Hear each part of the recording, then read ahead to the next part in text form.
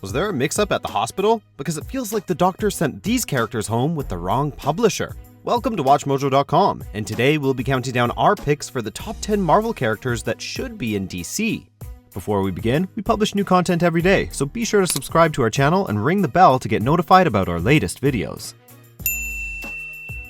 For this list, we'll be looking at various Marvel characters who, for various reasons, feel like they would be more at home amongst DC heroes and villains than their Marvel peers.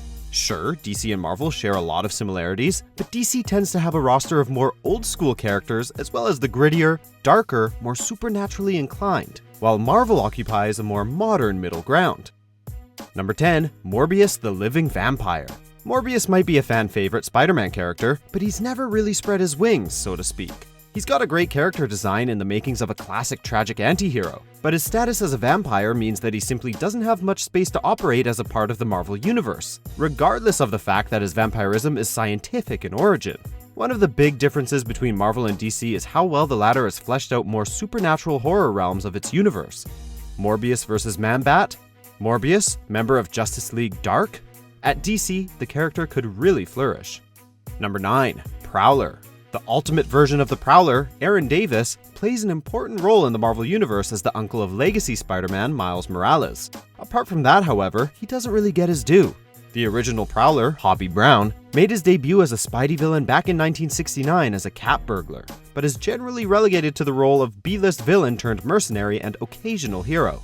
And that's too bad, because he's a pretty cool character in his own right. Over at DC, his aesthetic, career path, and moral conflict could have made him into a more notable adversary turned ally for someone like Batman. Number 8. Silver Sable. Apparently, Sony has plans to give this lesser-known Marvel character her own movie, which seems a little odd considering the fact that she's a relative unknown to mainstream audiences. But hey, whatever floats your boat, Sony. Silver Sable is a mercenary who has worked alongside heroes such as Spider-Man, but has equally found herself at odds with them due to her methods. A gritty and grounded character operating for profit in a morally gray area, she feels limited to a supporting role with Marvel. At DC, however, there's a similar character with whom an affiliation could raise her status significantly, Deathstroke. They've even got the same hair. Can you say long-lost daughter? Number 7. Black Knight. So, let's talk about the Black Knight and all the ways in which he totally doesn't fit in at Marvel. Dane Whitman took up the ebony blade and accepted the ancient curse that comes with it, as explained by Sir Percival. You know, from Arthurian legend. As Black Knight, he rides a winged horse named Aragorn.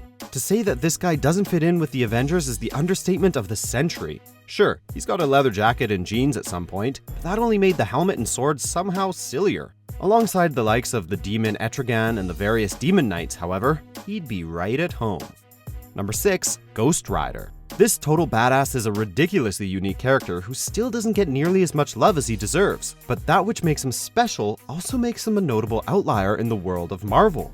A leather-clad, flaming skeleton riding a motorcycle and whipping a chain around doesn't exactly fit in at the Avengers Mansion, or as a fill-in member of the Fantastic Four. He's just too outlandish. At DC, however, his brand has space to breathe among. A Lobo/Ghost Rider crossover? Yes, please. Number 5. Blade. We've already suggested that one of Marvel's best-known vampires would be better suited for DC, so it only makes sense that the company's leading half-vampire vampire hunter join him over at the competition. Blade is a creature of the night who, despite getting an entire film trilogy of his own, is typically kept out of most major Marvel stories. His crossovers and team-ups are few and far between because, quite simply, Marvel isn't an overly supernatural place. Most writers want to bring vampires into the mix sparingly, if ever. Over on the DC side, however, he could mix things up with the many supernatural heroes and villains, getting the sort of attention this great character deserves.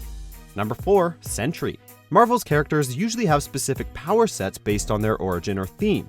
Sure, some characters have a variety of abilities or more ambiguous ones, but for the most part, they tend to be rather clearly defined. At DC, however, the more old-school characters, dating back to a simpler, early age of comics, are better described as gods than humans, given that their abilities are diverse and incredibly overwhelming in their potency.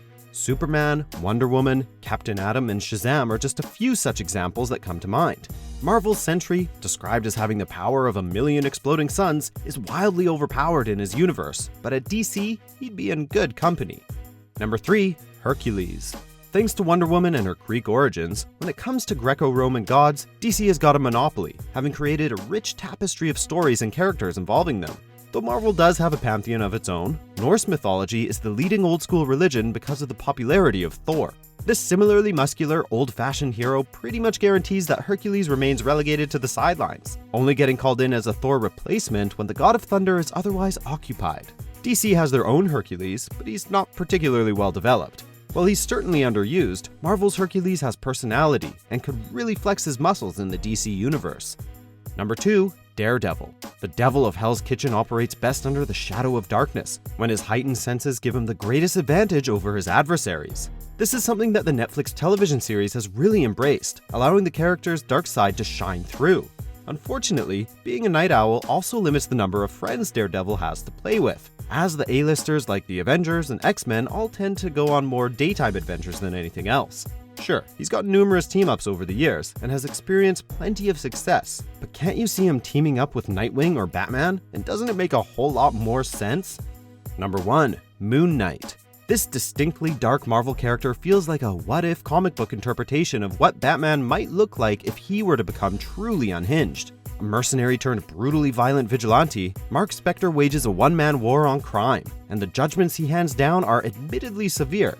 After a mission gone awry in Egypt left him for dead, he was apparently resurrected by the god Khonshu to serve as the moon's Knight of Vengeance. Since then, he's been portrayed as being possessed by Khonshu, a schizophrenic with multiple personality disorder, or both.